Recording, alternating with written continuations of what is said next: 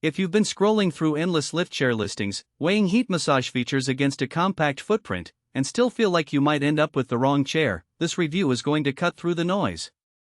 I've spent a few evenings actually sitting in a couple of these chairs, watching how seniors in my family move in and out, and I'll walk through what matters most when you're trying to decide if a powerlift recliner is worth the money. Link is in the description if you want to check the product details on Amazon. First off, the biggest hesitation most people have isn't about the color or the cup holder, it's about whether the lift mechanism will feel natural or like a clunky piece of machinery. The HTERWQEA Power Lift Recliner tries to bridge that gap with a motor that gently raises you from a seated position, which can be a lifesaver for anyone with knee or hip issues.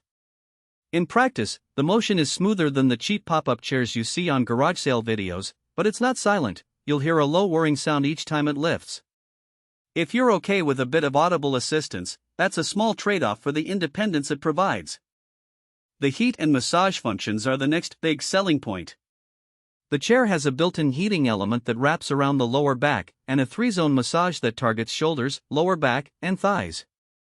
I tested the heat while watching TV after a long day on my feet, and the warmth was steady, not scorching.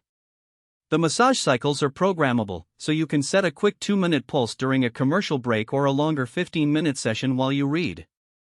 The real-world benefit shows up when a grandparent uses it after a morning walk. The heat helps ease stiff muscles, and the massage can reduce the need for a separate foot massager. Space constraints are another common concern. Many lift chairs are massive, taking up a whole wall. The HTERWQEA model is marketed as compact, and at roughly 38 inches wide it does slip into smaller living rooms or bedroom corners. In my own apartment, it fits snugly next to a narrow hallway without making the space feel cramped. However, the compact size also means the seat cushion is a bit shallower than the king-size recliners you see on showroom floors, which could feel less plush for taller users. If you're over 6 feet, you might find your legs a touch cramped when the chair fully reclines. Who should buy this chair? If you or a loved one has limited mobility, struggles to get up from a regular sofa, or simply wants a warm spot with gentle massage after dinner, the lift and comfort features line up nicely. It's also a solid pick for renters who need a chair that won't dominate the room. Its footprint stays modest, and the side pocket for remote controls, reading glasses, or a tablet keeps clutter off coffee tables. The cup holder is a nice convenience for anyone who enjoys a beverage while watching the news, especially if the armrest is the only place to set it without spilling. Who should skip? First, if you're looking for a heavy-duty medical chair that can lift up to 350 pounds, this model tops out at 250 pounds, so it's not the best fit for larger individuals. Second, if you're a gadget lover who expects Bluetooth speakers or a built-in USB charger, you'll be disappointed. The chair sticks to the basics. Finally, if you need absolute silence, say you share a room with a light sleeper, the lift motor's hum might be a nuisance in the middle of the night. Let's talk durability. The upholstery is a dark brown fabric that hides everyday wear reasonably well. In a household with a cat that likes to claw, I didn't see any snagging after a month of use. The chair's frame is metal, and the lift mechanism feels robust, but there's no visible reinforcement around the footrest, so heavy-footed users should be gentle when extending it fully.